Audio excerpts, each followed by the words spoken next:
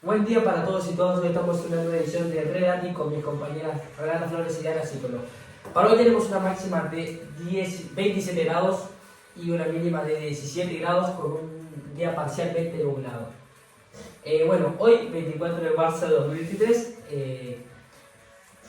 la temática que les traemos es en conmemoración a los 47 años de la dictadura militar del 76. Así que... Bueno, yo voy a introducir un poco el tema. Como bien dijo mi compañero, estamos conmemorando los 47 años desde el inicio de esta dictadura cívico-militar encabezada y al mando por Jorge Rafael Videla. El país estaba en una crisis tanto económica y política como social. ¿Cómo se da esto?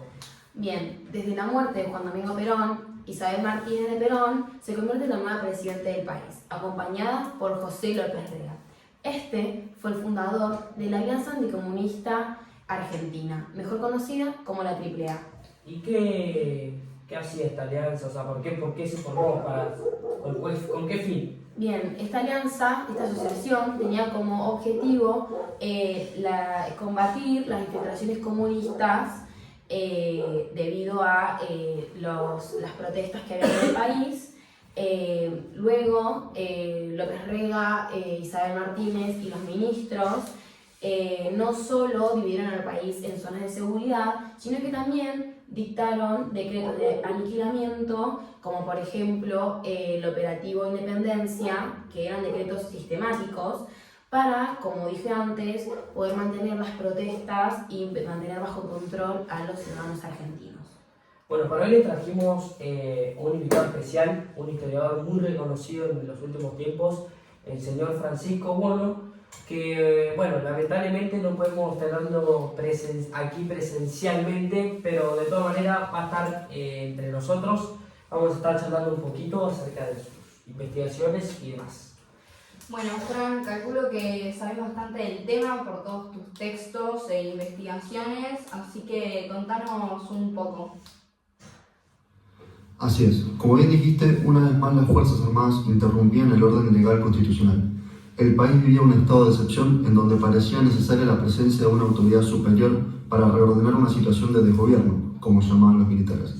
La población pensó que las fuerzas iban a controlar las instituciones del Estado y aplicar medidas de corte autoritario, pero esto superó todas las expectativas. Fue el puntapié para la construcción de un nuevo tipo de Estado, un Estado terrorista que fundamentaba la aplicación sistemática del terror sobre los habitantes de la Argentina. ¿Qué logró el terrorismo de Estado? Este terrorismo de Estado logró una represión casi totalmente efectiva mediante estructuras clandestinas y eliminando organizaciones guerrilleras y potenciales opositores. Este Estado logró infundir tal temor que muchos lo llamaron el Gran Miedo. El golpe de Estado causó una gran desarticulación en la sociedad civil. La política económica y social lograron destruir organizaciones populares y lazos de solidaridad entre grupos e individuos, sin contar la desaparición de la política, la cual fue muy importante. Esta guerra contra la subversión, como la llamaban los militares, afectó a la totalidad de la población y no tuvo características de una guerra, ya que no hubo enfrentamientos sino secuestros, torturas y asesinatos. Esta represión tuvo un carácter sistemático y metódico, pero a su vez las acciones represivas aparecieron como hechos arbitrarios e incomprensibles, reforzando aún más el terror en el país. Es increíble y me llama mucho la atención cómo estaba completamente normalizado en la cotidianidad, la vida de las personas, la presencia del ejército y el autoritarismo que se manejaba en ese momento y cómo tenían tanto poder para obligar y exigir cosas y que sean torturados, desaparecidos y asesinados de estas maneras tan crueles. Yo creo que esto más que nada se debe a que la Argentina por mucho tiempo fue territorio nacional antes de ser república y muchos hechos históricos anteriores a este marcan la autoridad y el poder que tenía sobre la sociedad en ese momento. Alguien que habla mucho de este tema es Rodolfo Walsh, quien era escritor y periodista de esos tiempos, y uno de sus textos que más llegada tuvo fue La Carta Abierta, que se llama así debido a que no tenía un único receptor, sino que era dirigido para toda la sociedad y era como un reclamo y un pedido de ayuda a no solo al gobierno argentino, sino al mundo entero al cual tuvo alcance. En esta carta, Rodolfo Walsh explicita porcentajes y datos muy precisos sobre cantidad de muertes y desaparecidos, además de exponer la terrible economía que tenía el país en ese momento y cómo se estaba causando una desnacionalización, como dice él, por todas las medidas que se fueron tomando. Él sabía las consecuencias que podía llegar a tener hacer esto, ¿o no?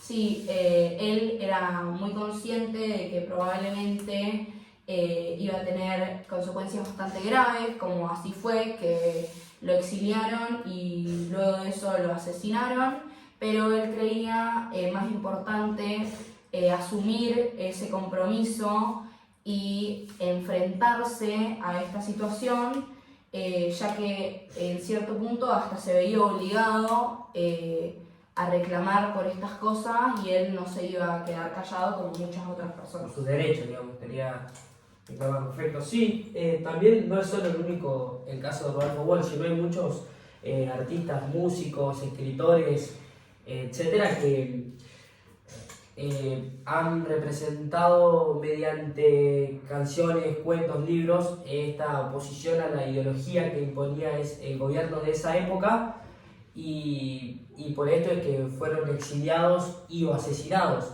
En ese momento había censura, por ende no había libre expresión y todo lo que era considerado subversivo era clandestino.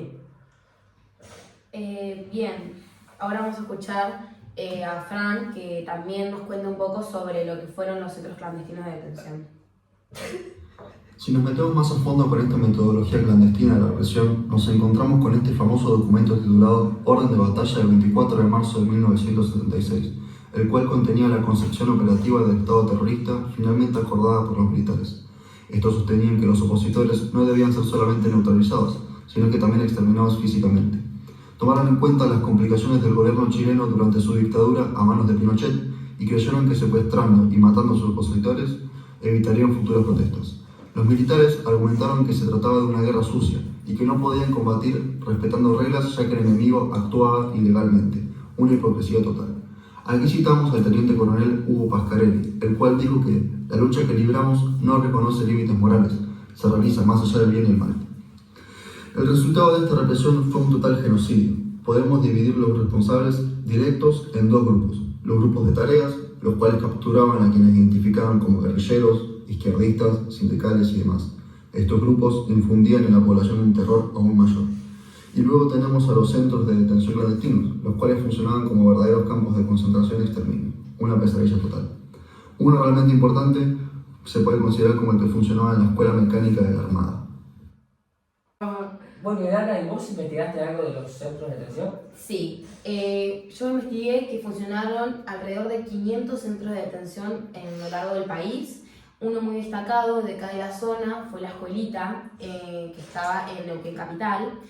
Este lugar se lo nombraba como Canta Claro o como el lugar donde se le enseñaba a hablar a las personas. Por eso se utiliza el término escuelita. Bueno, la tortura no era solo física, sino también psicológica, porque querían que los secuestrados hablen.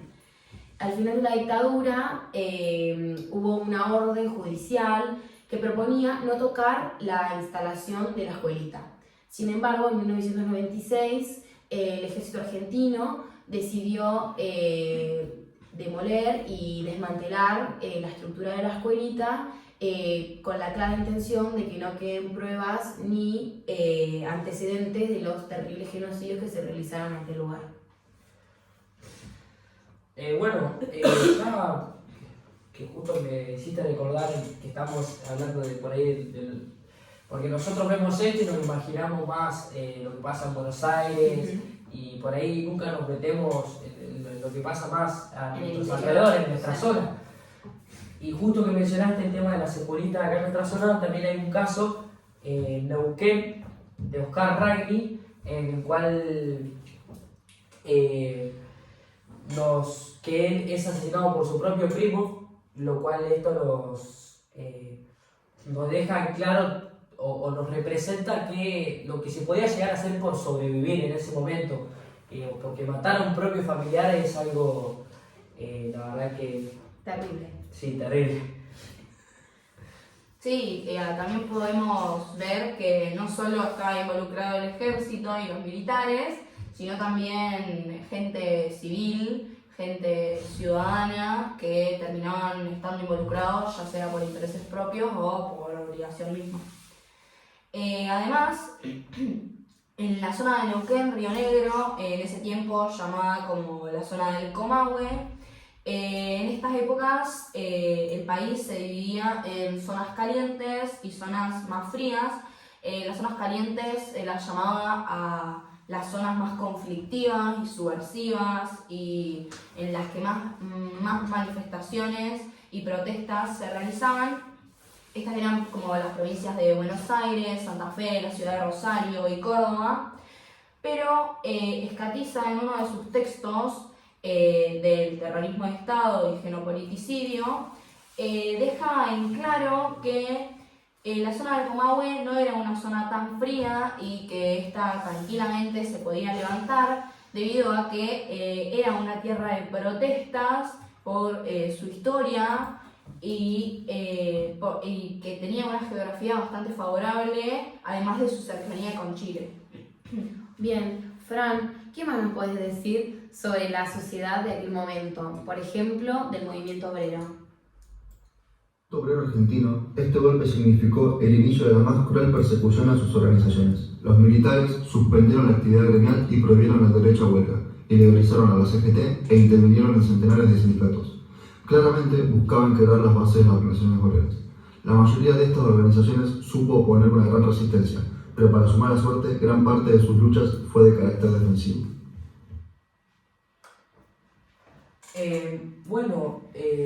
Otra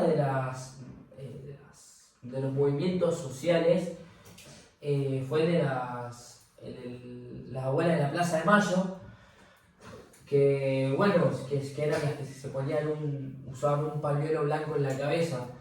El uso del pañuelo blanco fue una forma de identificarse en una multitudinaria peregrinación a Luján y una manifestación de derechos humanos. Se quisieron identificar una gran cantidad, ya que las manifestaciones eran enormes, había muchísima gente y lo que buscaban ellas era como hacerse ver con ese pañuelo blanco en la cabeza. Y bueno, era blanco porque el color blanco representa la esperanza y la paz universalmente, digamos, representa eso. Entonces, una de las madres propuso usar los pañales de tela de los nenes a modo de pañuelo. ¿Y esta organización sigue existiendo en la actualidad o no? Sí, en la actualidad las Madres de Plaza de Mayo que integran esta asociación impulsan el desarrollo de gran cantidad de proyectos orientados a mejorar las condiciones de vida de los sectores de la población que tienen sus necesidades básicas insatisfechas, por así decirlo. Sí, además contribuyeron en poder que muchos secuestrados, que fueron secuestrados de niños o adolescentes, puedan volver a encontrar a sus familias gracias a avances genéticos o a ADN que pudieron, gracias a esta fundación, esta asociación, poder ir desarrollándose. Bueno, espero que hayan aprendido y recordado todas estas cosas que nos sirven para aprender y para tomar conciencia de que cada vez que votamos es muy importante hacerlo con responsabilidad y que nos sirva para aprender de nuestra historia y poder seguir progresando como país. Sí, agradecemos a Francisco Bono su gran aporte y todo el conocimiento que nos brindó. Chau, chau. ¡Chao, chao!